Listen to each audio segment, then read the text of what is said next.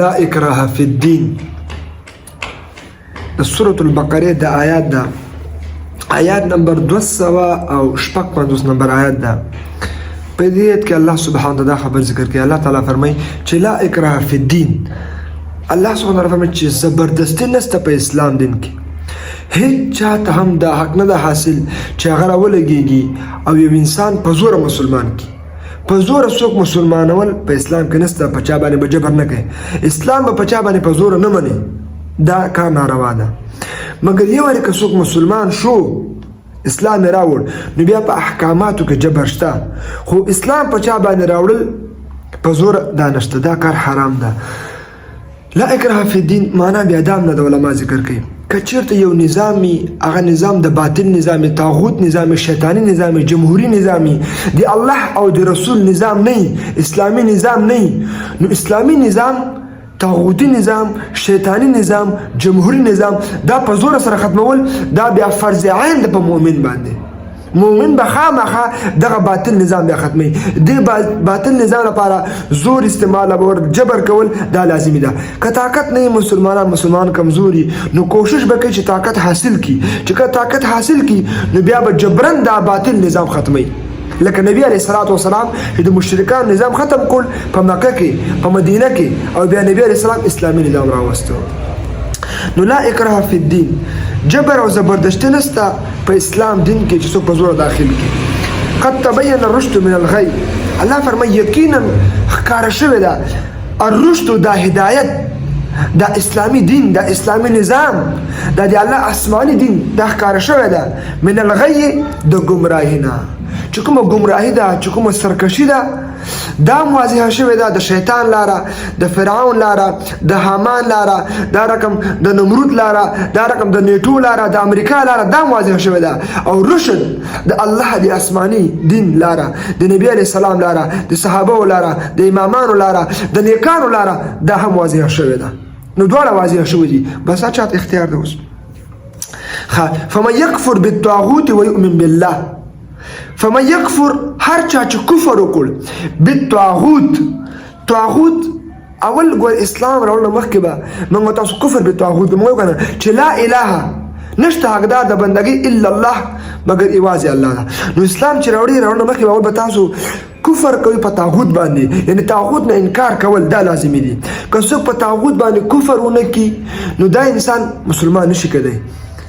نو الله تعالی فرمایي فمن یکفر بالطاغوت او چا چې په طاغوت باندې کفر وکړ طاغوت باندې انکار وکړ ويؤمن بالله او ایمان راوړ دی الله په ذات باندې فقد استمسك بالعروة الوثقى یقینا دې انسان په مضبوطه کړي باندې منګولې ولګولې. د طاغوت اصل کې د توغان ده. طاغوت ورګي هر هغه چاته چې هغه د خپل حاکمیت داوا وکړي چې زه به حاکم یم زه به قانون جوړوم. لکه دا جمهوریت والا دا وایي کنه چې موږ قانون به چلیږي زموږ اساسي قانون به چلیږي. نو هر هغه څوک چې خپله د حاکمیت دعوه وکړي نو دا طاغوت ده یو. او بل که څوک راولګېږي د غیر حاکمیت ومني د خپل د حاکمیت دعوه کوونکی دا هم طاغوت شو او د بل چا حاکمیت منل دا هم طاغوت شو. نو دی طاغوت اصل د توغانه ده سرکشي ته ویل کېږي. هر هغه څوک چې د الله او د رسول قوانینو نه اخوا دېخوا تېرېږي د الله او د رسول حدوداتو نه اخوا دېخوا اوړي نو دا انسان طاغوت ده. په ټول کې غټ طاغوت اول شیطان ده. بیا د خدای دعوه چې کړې وه مثال فرعون د خدای دعوه کړې وه نو فرعون طاغوت و. بیا نمرود د خدای دعوه کړې وه نور خلک هم د خدای دعوه کړې په دنیا کې. اوس هم نیټو والا دا وایي چې په دنیا کې به زموږ قانون چلیږي. دا دین د طغا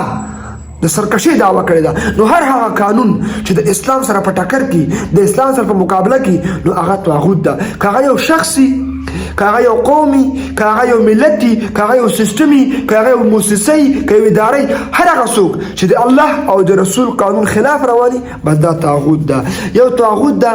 او بل طاغوت د طغانه او بل بغا دا دوه سرکشي ده د الله او د رسول قانون اوختل دي. نو هر چا چې اول به کفر کې په طاغوت باندې چې د غیر الله قانون نه منم صرف د الله قانون منم ويؤمن بالله او ایمان راوړ دی الله پر ذات باندې دی الله قانون ومانه فقد استمسك بالعروة الوثقى یقینا د انسان منګولې ولګولې بالعروه عروه بلکې مضبوطه کړی تا اور وا کړي الوثقه ډېره مضبوطه کړي باندې منګولې ولګولې لن فسام لها چې هرګز به دا کړي درنه خوشي کړي دا کړي به نه ماتېږي لږ ګوره یو انسان دغه په بحري جهاز کې روان ده نو د بحري جهاز کې لاندې خطا شو اوبو ته خطا شو نو دا غریب اوس لاسونه وهي چې یو کونډه یو کړی پیدا کړي چې هغې باندې منګولې ولګوي دا بټ سي نو د چې په کونډه باندې لاس ولګو نو کونډه نو دا به کونډه اوس کله کوي څه کنه چې زه بس زونده پاتې شم نو الله تعالی فرمایي په ټولو کونډو کې چې مضبوطه کونډه ده هغه کونډه د اسلام ده هغه کونډه د تقوا ده والله الله پاک چې دا سمیع الله هر شی اوري علیم الله پاک په هر شی باندې پوهی ده اوس دا نور دوه ډېر خستایتونه دي په دې کې الله تعالی فرمایي الله ولي الذين امنوا يخرجهم من الظلمات الى النور الله اکبر دې دوه اتونه کې د توحید کلایمکس ذکر کیږي چې اصل موحد دی انسان دی دا الله ولي الذين امنوا الله پاک دوست دا کسانو چې په الله ایمان راوړل نو معلومه دا خبره شو چې دا د خالق او د مخلوق مابین کې یو رشتہ ده چې هغه ایمان ده هر چا چې په الله باندې ایمان راوړ نو دا انسان دی الله دوست او دغه دوستی دا د جانبینو نه ده د الله له خوا نه هم ده د بنده له خوا نه هم ده نو چې بنده کړه د الله په احکاماتو باندې عمل کوي او الله چې کوم احکامات تعالی دي نو د الله له خوا نه د بنده سره مینه پیدا کیږي او د بنده مینه الله سره پیدا کیږي نو د خالق او مخلوق مابین کې دوستی پیدا کیږي نو الله فرمایي چې کله دغه دوستی پیدا سي د خالق او مخلوق مابین کې د الله او د بنده مابین کې دغه دوستی چې کله پیدا شي نو الله پاک بیا دا کار کوي چې الله پاک سبحانه وتعالى لګيږي او دغه خپل بنده د خپل بنده راخلي دا د ظلماتو نه د کفر نه د طاغوت نه د جمهوریت نه د هغه قوانینو نه چې کوم د غیر الله لپاره دي دا غیر د انسان الله را بچ کی او اسلام خاطر راولي د نور خاطر راولي رڼا خاطر راولي اسلام خاطر راولي او نور هغه کسان چې الله پرې خود الله سره دوستي ونکړه شیطان سره دوستي وکړه غیر الله سره دوستي وکړه هغه شي هغه د خپل خواهش ته ورخه طاغوت ویل کی نو د خپل خواهش تابعداري وکړه د شیطان تابعداري وکړه د نیټو تابعداري وکړه د غیر الله تابعداري وکړه نو دا انسان د شیطان تابعداري وکړه شیطان باندې انسان د نور نه لکې د تیرو ظلمات د تیرو خواته به راولي او په تیرو کې به دا لکه تیر شي دا کفر شرک د الله نه بغیر کوم قانون جوړ شوی دا منل دا ټول تیری دي دا ټول ظلمات دي د نفس تابعداري کول دا ظلمات دي دا ظلمات په قران کې جمع راغلی ده یعنی دا د گمراهی لارې ډېرې زیاتې دي او نور په قران کې ټول قران کې یو مفرد راځي نور انوار جمع د انوار نه راغلی وجه دا ده چې الله په دا خبره ذکر کوي چې ګوره د اسلام لار اکی ودا د هدایت لار ودا چې هغه اسلام ده هغه په قران کې بیان شوی ده نو دا قران زکه عزتمنو په دې قران باندې منګولې ولګوي دا ډېر مضبوطه کړی ده لن فسام لا هرګز به تاسو نه خوشي کیږي الله ولي الذين الله پاک دوست دی دا کسان امنو چې ایمان راوړی دا نو الله پاک دا کار کوي یخرجهم وباس دغه مؤمنان من الظلمات د تیرونه الى النور رڼا ته کفر شرک بيدني د خوش پرستی نه د نفس پرستی نه روباسي د اسلام خواته والذین کفروا کسان چې کافران دي اولیاءهم الطاغوت دوی مرګري دوی دوستان هغه شیطانان دي غیر الله ده یخرجونهم وباس دغه طاغوت دغه کافران من النور د اسلام نه الى الظلمات تیارو خواته د بيدني خواته د جمهوریت خواته د ازادي خواته آش باش زندگی دوباره نیست بس کوم مزه کو چلچی کو پختن څوک نه کوي نه پختنه والا ستا کله اسلام د انسان سره پاتې او د طاغوت تابعداري کوي د شیطان تابعداري کوي نو شیطان هغه اسلام ونه ختمي نه ختم کی اولئک اصحاب النار الله فرمای چا چې د طاغوت بندگی وکړه چا د شیطان تابعداري وکړه چا چې د جمهوریت والا د دیموکراسي والا د خلکو تابعداري وکړه نو دا کسان اصحاب النار دا د جهنم والا دي ور والا دي هم فيها خالدون همیشه په دې کې اوسي په دې بل آیات کې وزدلته الله پاک مثال ذکر کوي چې یو دی الله بنده ده هغه اسلام منلو ابراهيم عليه السلام ده بل خو نمرود ده چې د شیطان ولو طاغوت د خپل د خدای اعلان کړو د نمرود خو اصل کې لقب د عراق د بادشاهانو د خپل نوم بخت نصر ده نو دغه نمرود چې کله د خدای دعوا کړې و وجه دعوا چې د دې دعوا نه کړې زمکه ما پیدا کړ اسمان د سیاستن د خدای دعوا د دا ویلي چې زما قانون بچلېږي زما حکم بچلېږي زما فیصله چلېږي زه الله رسول نه منم نه پیژنم نو هر څوک چې د خپل قانون دعوا کوي خپل قانون حاکمي د حاکمیت دعوا کوي نو دا طاغوت دغه دعوا نمرود هم کړی و چې بخت نصر ده او دا دعوا فرعون هم کړی و